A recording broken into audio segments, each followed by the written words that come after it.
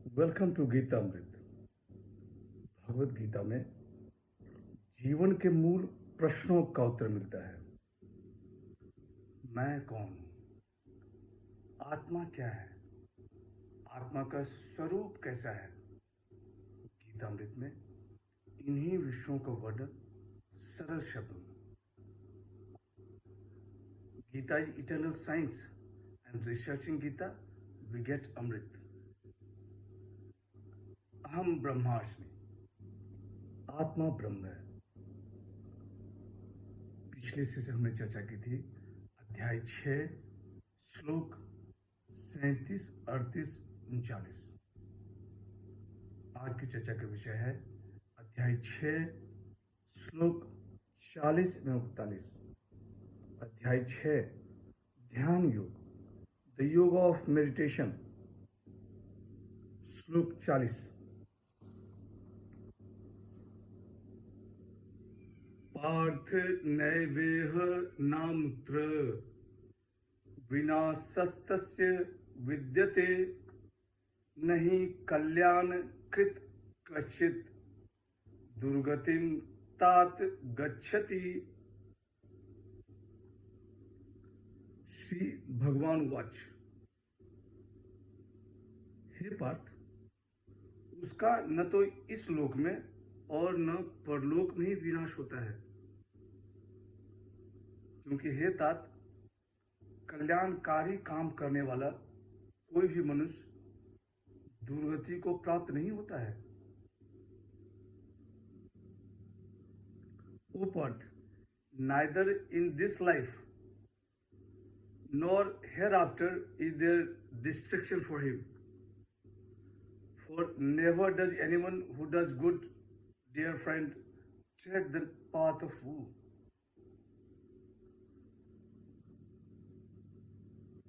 पिछली सेशन में चर्चा की थी जिसमें अर्जुन के प्रश्न थे भगवान श्री कृष्ण को। अर्जुन श्लोक 37 में प्रश्न करता है कि हे मधुसूदन, श्रद्धा पूर्वक योग साधना में लगा हुआ साधक प्रयत्न की कमी के कारण योग की सिद्धि को न पाकर योग से विचलित मन वाला होकर किस गति को प्राप्त होता है? भगवान श्री कृष्ण कहते हैं कि हे पार्थ, उसका न तो इस लोक में और न परलोक में ही विनाश होता है, क्योंकि हे तात, कल्याणकारी काम करने वाला कोई भी मनुष्य दुर्गति को प्राप्त नहीं होता।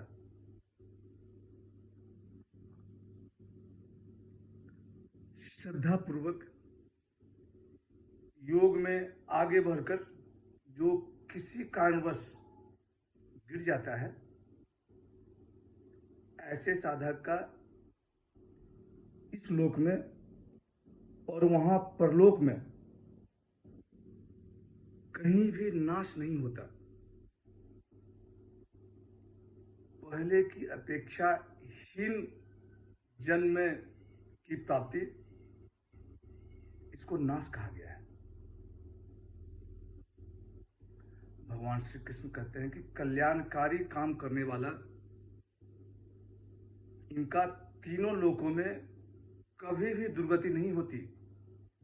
यहां भगवान श्री कृष्ण आश्वासन दे रहे हैं। भगवान श्री कृष्ण कहते हैं कि जिसकी आस्था मोक्ष में है, उसे मोक्ष के सिवा और क्या मिलेगा? श्लोक 41।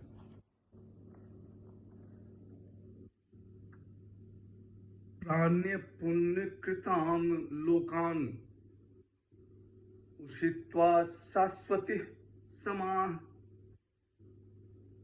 शुचीनाम श्रीमताम गेहे योग भ्रष्टो विजायते। विजायते जन्म लेता है। योग भ्रष्ट, आत्म साक्षात्कार के पथ पर उससे क्षुभित व्यक्ति को योग भ्रष्ट कहा गया है, जो किसी कारणवश चूक गए हों।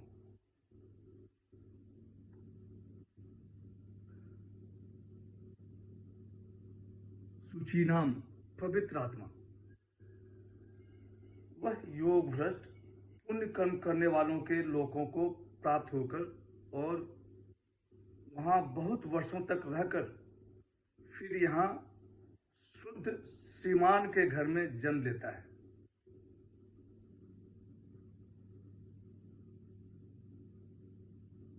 Having attained to the world of writers and dwelt there for many years, the man who has fallen away from yoga is again born in the house of pure persons.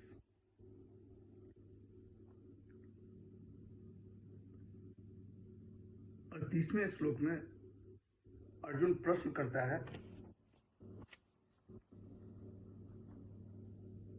हे माधव, वह ब्रह्म के मार्ग में भूला हुआ आश्रय रहित पुरुष क्या फटे हुए बादल की तरह दोनों ओर से भ्रष्ट होकर नष्ट तो नहीं हो जाता?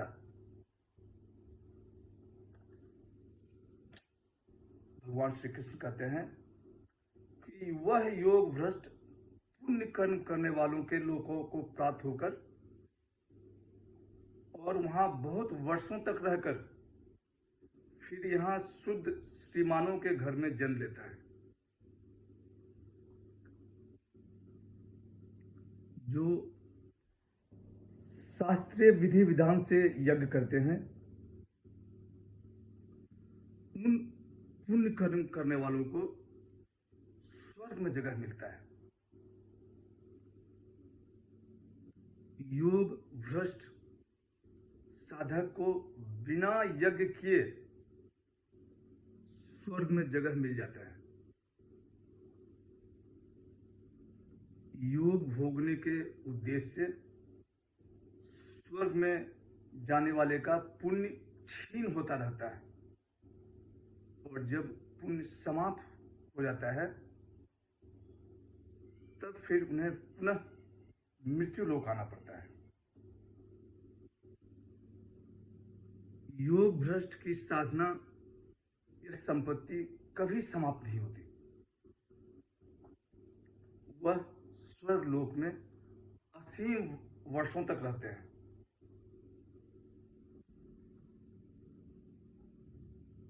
योग भ्रष्ट साधक की भोगों से अरुचि होती है।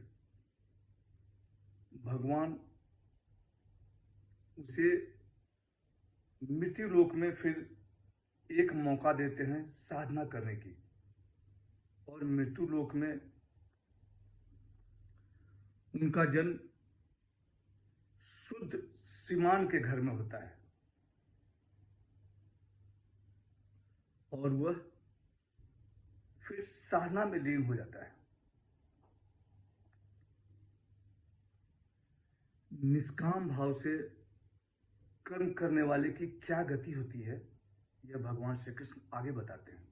आज की चर्चा यहीं समाप्त करते हैं।